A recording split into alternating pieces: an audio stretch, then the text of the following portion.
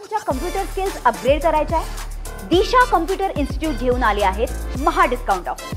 आता कोणताही कोर्स करा फक्त 1800 रुपयांमध्ये। योग्य वेळ ही देवेंद्र फडणवीस यांची नक्की कधी येणार आहे? विधानसभा निवडणुकांच्या आधी आपण वचन दिलेलं आहे, आपल्या जाहीरनाम्यात आहे की शेतकऱ्यांची कर्जमाफी केली जाईल आणि लाडक्या बहिणींना 2100 रुपये दिले जातील। लाडक्या बहिणींचे 2100 रुपये दिलेले नाहीत, उलट आहे ते सुद्धा कमी केले। शेतकऱ्यांच्या कर्जमाफी संदर्भात आपण जाहीर भाषणंसुद्धा केले आणि आता अजित पवार तुमचे अर्थमंत्री म्हणतात अशा प्रकारचा कोणतंही वचन आश्वासन दिलं नाही। आता कधी देणार आहेत? कर्जमाफीची घोषणा कधी करणार आहेत? शेतकऱ्यांच्या 10,000 आत्महत्या झाल्यावर तर 1 लाख आत्महत्या पूर्ण झाल्यावर आज महाराष्ट्रात ठिकठिकाणी शेतकऱ्यांच्या आत्महत्या कर्जबाजारीपणामुळे होत आहेत। ही वेळ आहे कर्जमाफी करण्याची। निवडणुकीच्या आधी 2 महिने तुम्ही कर्जमाफी करणार त्याची घोषणा करणार, निवडणुकांच्या आधी 2 महिने, जसं लाडकी बहीण केली तशी कर्जमाफी निवडणुकांच्या आधी करतील लोकसभा किंवा विधानसभा। हे यांचं धोरण आहे। हे लाडक्या बहिणींना, शेतकऱ्यांना, बरं का, जनतेला हे फसवतात। काल योगा करत होते, बरं का, त्यांचा संपूर्ण वेळ अशाच कामात जातो आहे। आतापर्यंत हे सरकार आल्यापासून महाराष्ट्रामध्ये गेल्या वर्षभरात 2000च्या आसपास शेतकऱ्यांनी आत्महत्या केल्या।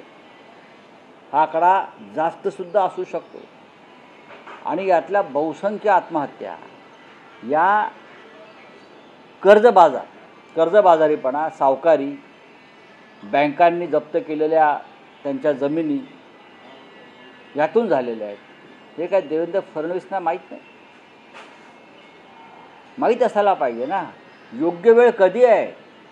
घराघरामधला कर्ता पुरुषाच्या जीवनाचा दिवा विझल्यावर तुम्ही करणार आहात का? तुम्ही निवडणुकीच्या तोंडावर कर्जमाफी करून प्रेताच्या टाळूवरचे लोणी खाणारे लोक आहात, एवढंच मला म्हणायचं आहे। हां सर, एकीकडे माळेगाव सहकार साखर कारखान्याच्या निवडणुका सुरू आहेत। पहिल्यांदा अजित पवार आणि सहकार क्षेत्रातील ज्येष्ठ नेते चंद्रराव तावरे यांच्यात मुख्य लढत सुरू झालेली आहे। एकीकडे तुम्ही अनेक भ्रष्टाचार काढले कारखान्यासंदर्भात आणि आता हा माळेगाव साखर कारखाना। बघा, अजित पवारांसारखा राज्याचा अर्थमंत्री जो विक्रमी वेळेमध्ये अर्थमंत्री झालेला, अर्थमंत्रीपद त्याने भूषवलं आहे विक्रमी वेळेत, ते त्यांच्या गावातल्या एका साखर कारखान्याच्या निवडणुकीत गेल्या 15 दिवसापासून ठाण मांडून बसलेले आहेत। सर्व प्रश्न वाऱ्यावर या राज्याचे, आणि त्यांना इतर कोणत्याही राज्याच्या कामासाठी द्यायला त्यांच्याकडे पैसे नाही आहेत। ठणठण गोपाळा। पण माळेगाव सहकारी कारखान्याचं चेअरमन मी झालो तर मी 500 कोटी रुपये सरकारकडनं घेऊन येईन असे ते बोलले आहेत। 500 कोटी रुपये हा लहान आकडा नाही आहे। कोणाचे लुटणार तुम्ही तिजोरीतले? तुम्हाला शेतकऱ्यांची कर्जमाफी करता येत नाही, लाडक्या बहिणींना तुम्हाला आता नीट पैसे देता येत नाहीत, पण मला माळेगाव सहकारी साखर कारखान्याचा चेअरमन करा, मी 500 कोटी रुपये 24 तासात घेऊन येतो, हे या राज्याचे अर्थमंत्री सांगतात। गावातल्या एका साखर कारखान्याच्या निवडणुकीत हे राष्ट्रीय नेते, बरं का, त्यांच्या पक्षाचे, हे त्यांच्या पक्षाचे राष्ट्रीय नेते अजून गावातच फिरत आहेत। दुर्दैव आहे या राज्याचं की अशा प्रकारची लिडरशिप या राज्याला मिळाली। सर, पक्षात डावललं जात आहे असं भास्कर जाधव म्हणत आहेत, नंतर त्यांनी व्यक्त केलेली आपली क्षमता आहे तशी जबाबदारी आपल्याला मिळत नाहीये, तसंच राष्ट्रवादीतून बाहेर पडलो ही माझी सर्वात राजकीय आयुष्यातली मोठी चूक आहे असं भास्कर जाधव म्हणतात। नाही, मी काय त्यांचं काय वक्तव्य ऐकलं नाही खरं म्हणजे। अशा प्रकार मला माहीत नाही ते कुठे बोलले आहेत ते। अशा प्रकारचं जर स्वतःचे काही मन मोकळं करायचं असेल तर ते पक्षाच्या व्यासपीठावर करायला काहीच हरकत नाही। ते आमचे एक जवळचे सहकारी आहेत, आमचे मित्र आहेत. आपण पाहिलं असेल की त्यांना शिवसेनेच्या वर्धापन दिनी व्यासपीठावर जे मोजक्या लोकांनी भाषण केलं त्यात भास्करराव जाधवसुद्धा होते. आणि त्यांना जे म्हणायचं आहे ते सातत्यानं ठामपणे ते आपल्या भूमिका पक्षामध्ये मांडत असतात. यापुढे मांडतील. ठीक आहे, त्यांनी त्यांच्या भावना व्यक्त केल्या असतील, पक्षप्रमुख त्याची दखल घेतील.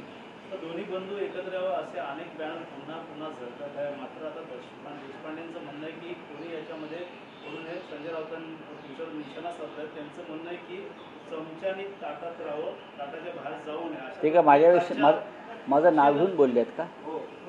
बोलू द्या ना. प्रतिसाद देत असता, परंतु संसदेच्या पहिल्या पहिल्या नेत्यांकडून मात्र विरोधाची भूमिका आतापर्यंत घेऊ द्या ना, काही हरकत नाही.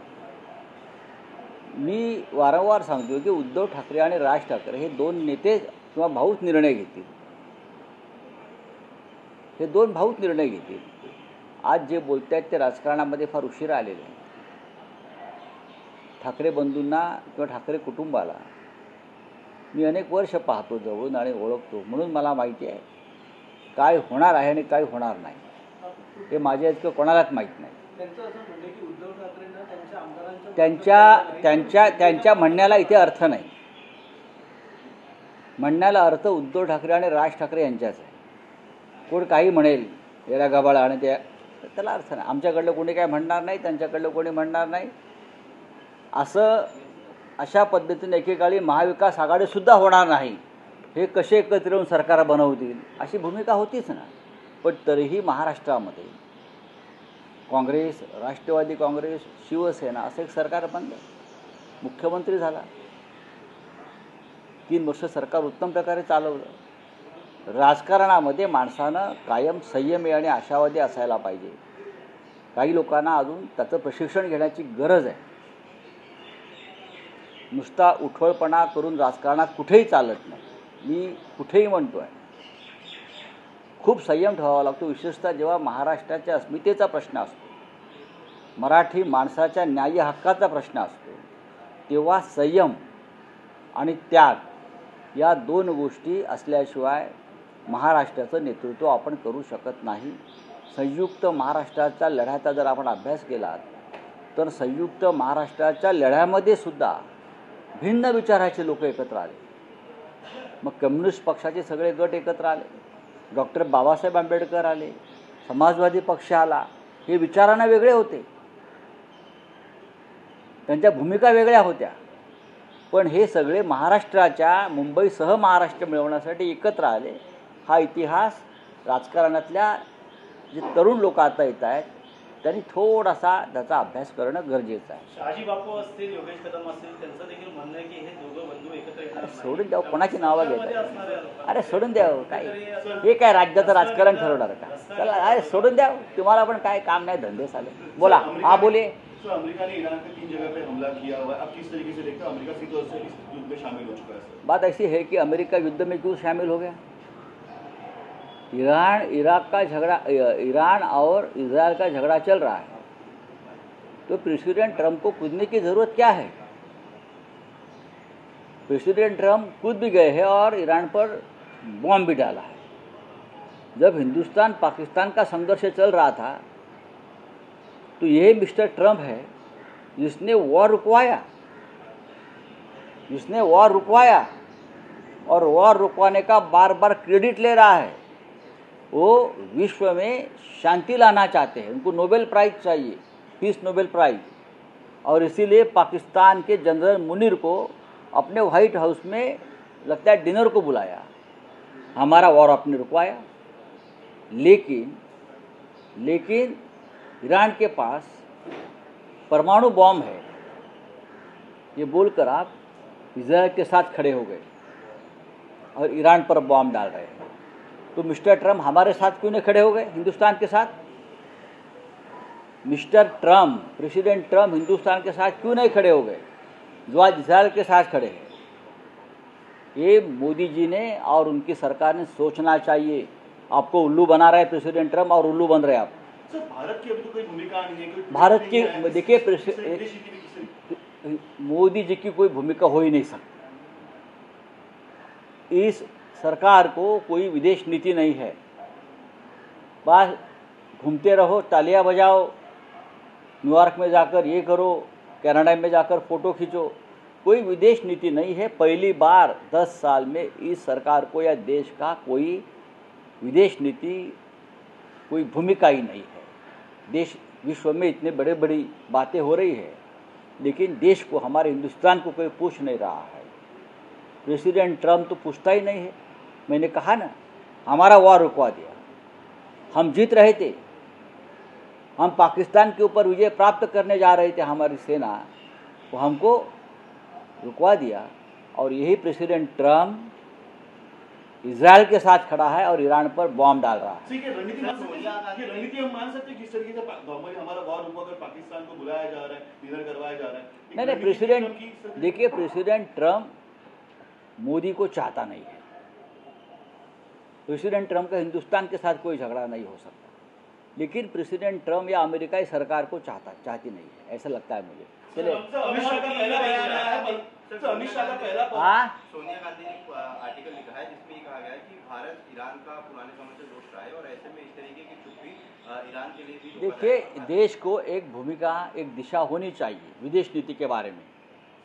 जब से मोदी जी आए हैं तब से इस देश को या हमारे सरकार की कोई विदेश नीति नहीं है, कोई फॉरेन पॉलिसी नहीं है, कोई फॉरेन पॉलिसी नहीं। बस घूम रहे हैं,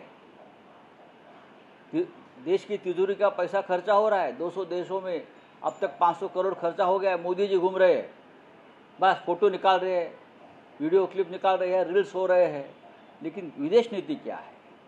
हमारी ईरान और इजराइल का जो युद्ध चल रहा है उसमें हमारी भूमिका क्या है? रशिया और यूक्रेन का युद्ध चल रहा है, हमारी भूमिका क्या है? प्रेसिडेंट ट्रम्प बार बार बोल रहा है कि हम भारत पाकिस्तान का युद्ध रुकवाया है। जनरल मुनीर को डिनर को बुलाया व्हाइट हाउस में। मोदी जी की भूमिका क्या है? मोदी जी चुप्पी साधे क्यों बैठे हैं? यहाँ बिहार में आकर बोलते हैं, महाराष्ट्र में आकर बोलते हैं, हाँ बोलिए ना। सर, अमित शाह का पहला बयान है पहलगाम के ऊपर कि हम जो सिंधु नदी का पानी है, किसका? सिंधु नदी का जो पानी हम नहीं देंगे, ऐसा उनका कहना है। जो भी पानी हम पूरी तरीके से वापरेंगे, पहला उनका बयान। देखिए, ये बयान आ जाएगा। सबसे पहले अमित शाह जी ये बताइए, जिस 4 हमलावरों ने हमारे जो टूरिस्ट थे उनके ऊपर हमला किया और हमारे 26 बहनों का सिंदूर उजाड़ दिया, वो 4 टेररिस्ट कहाँ हैं? ये पहले बताइए। पानी की बात हम बात करेंगे।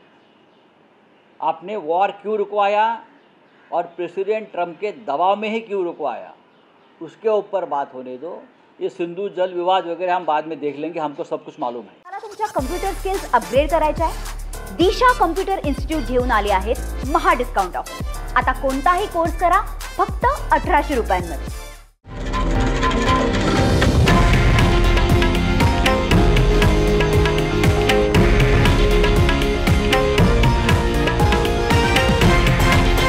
हे आहे देशातील नंबर 1 न्यूज नेटवर्क आणि आपण पाहत आहात TV9 मराठी, एकमेव।